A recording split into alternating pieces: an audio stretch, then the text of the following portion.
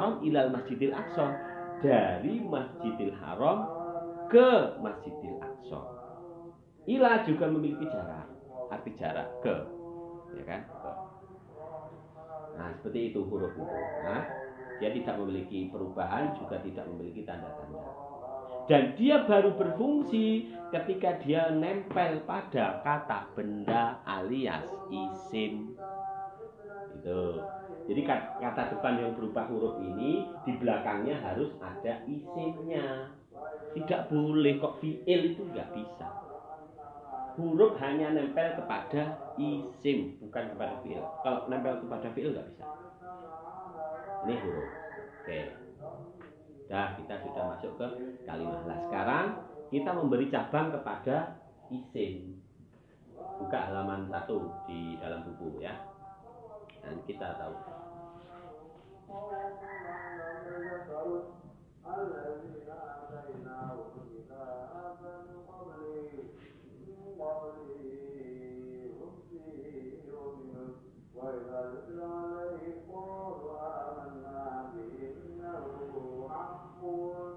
Alamatul ismi.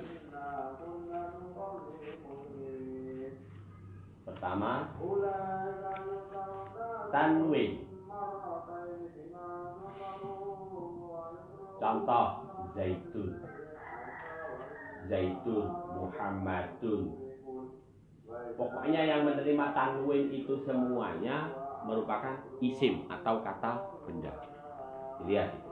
Tapi sebelum ke wilayah tanwin, pembagian isim ini ada dua ya. Ada yang mabni, ada yang mu'rab. Mabni ini ibarat bangunan sudah permanen, gak oleh diwai. Contohnya apa? Di situ ada isim isyarah, ada isim mausul, ya kan? Itu selamanya seperti itu, nggak boleh berubah. Dan tandanya juga itu tidak bisa berubah. Sedangkan mu'rab ini bisa menerima perubahan. Contohnya isim mufrad. Nah, isim mufrad ini bisa berubah. Dan dindun, Muhammadun, Muhammadin, Muhammadan enek. Zaidan, Zaidin, Zaidun enek gitu. Kalau yang mabni nggak bisa. Nah, itu yang ke bawah itu ada secara komplit. Nah, sedangkan yang mu'rab itu isim mufradnya bisa berubah. Berarti kita harus mengkaji masalah yang mu'rab. Apa? Alamatnya salah satunya dia menerima tanwin.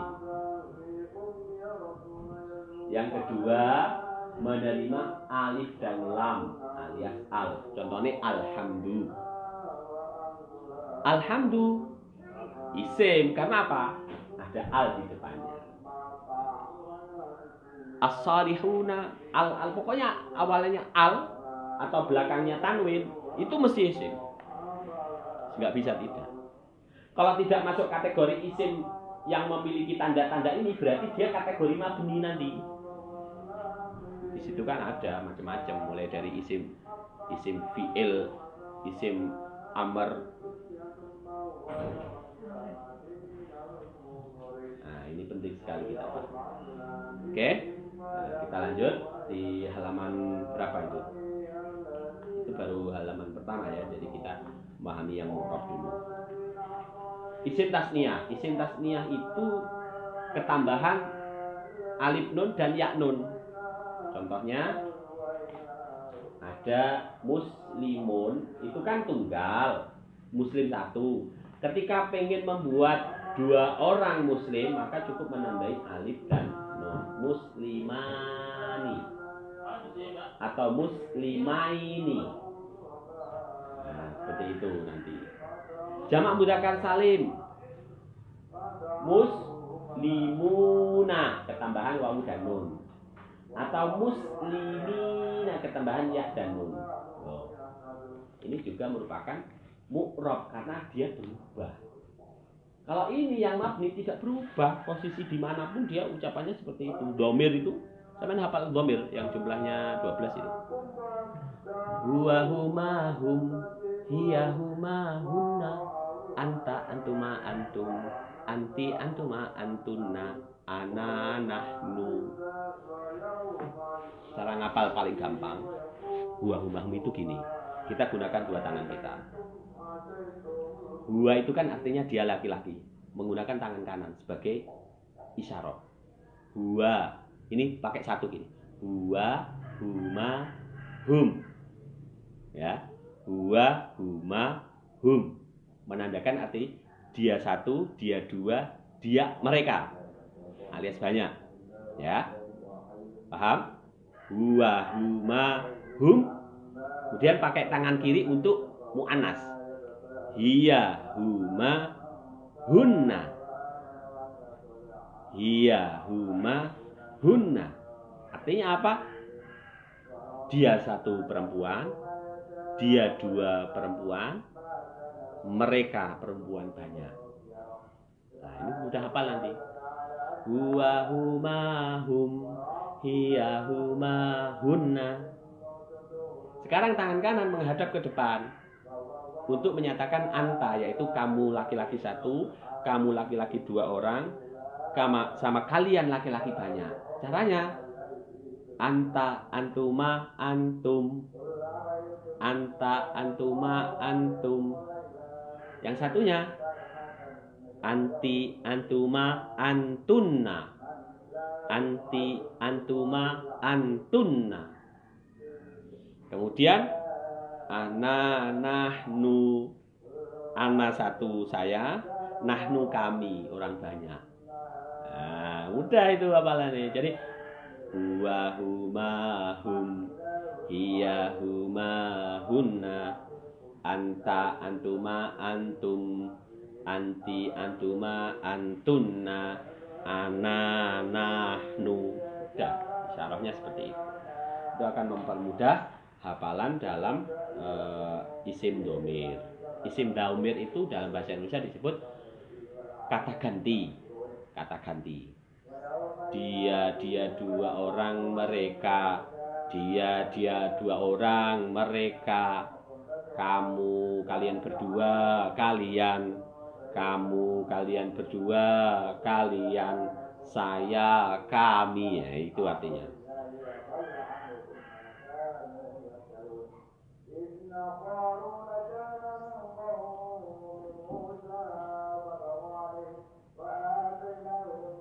Nah, kemudian mu'rab banyak itu ada jamak muannas salim muslimatun,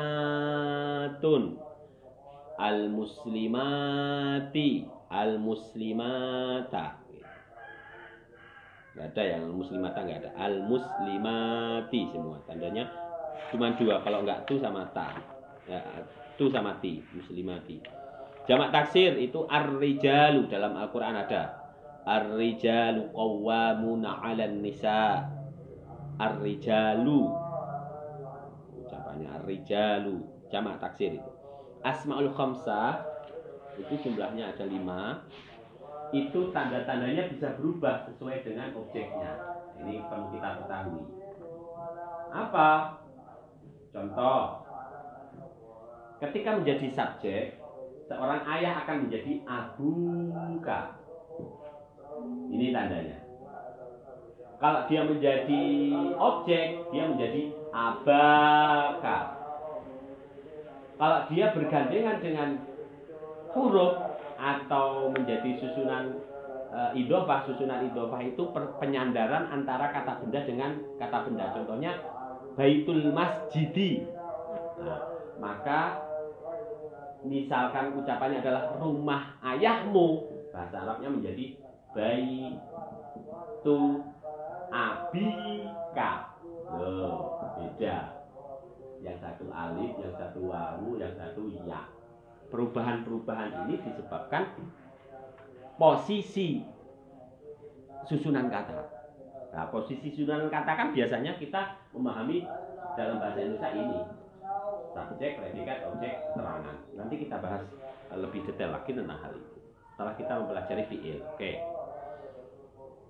Isim mangkus sama isim maksur, di situ ada Mustafa. Nama Mustafa itu posisinya jadi objek maupun jadi subjek tidak boleh ada tanwin maupun kasroh tanwin maupun fathah tanwin. Beda dengan Muhammad. Muhammadun kan dia menerima tanwin ya. Sehingga ketika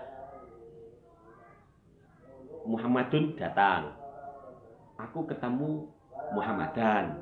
Jadi bacaannya bisa berubah-ubah. Karena apa? Posisinya adalah bisa menerima tanwin lah. Mustafa ini kategori isim mangkus yang huruf akhirnya selalu begitu. Gak boleh kok menjadi Mustafawun, Mustafayin, Mustafayan, gak boleh.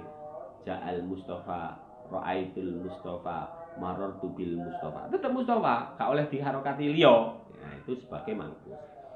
Isim maksur itu kebalikannya dari mangkus, yaitu apa?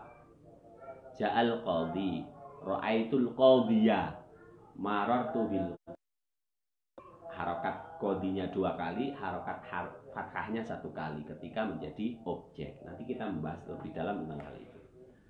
Nah, kemudian isim ghairu munsharif. Isim ghairu munsharif itu adalah sebuah isim yang tidak menerima tanwin.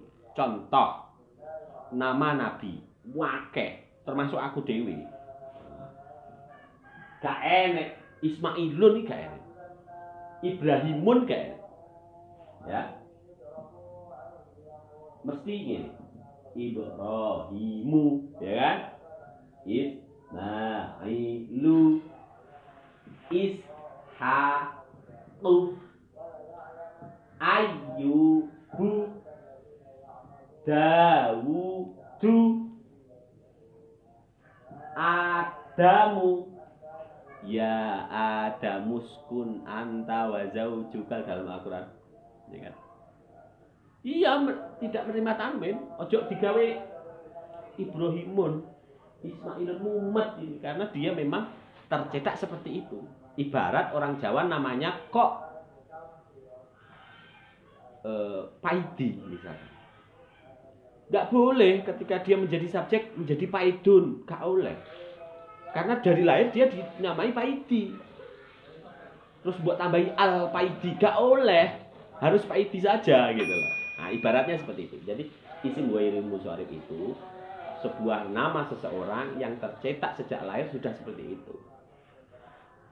Nah, dan kebetulan Nabi Ibrahim dari Palestina, bukan dari orang Arab. Sehingga namanya ghairu munsharif, tidak menerima tanwin. Itu. Lanjut. Isim ghairu munsharif sudah. Sekarang kita masuk ke kategori fi'il, tanda-tandanya fi'il. Tapi kita perlu perjelas tanda-tanda isim itu apa. Kita tahu yang pertama tadi bisa menerima tanwin. 2 bisa menerima alif dan lam, al. 3 apa? Memiliki makna kata benda. Otomatis karena isim itu kata benda. 4 memiliki awalan mamimu. Nah, ini mamimu. Ini juga salah satu rahasia ini. Suatu huruf Arab kok diawali mamimu, itu rata-rata mesti kata benda. Contoh, Salima ini artinya selamat atau damai. Ya kan? Kenaan. Wassalamualaikum warahmatullahi wabarakatuh.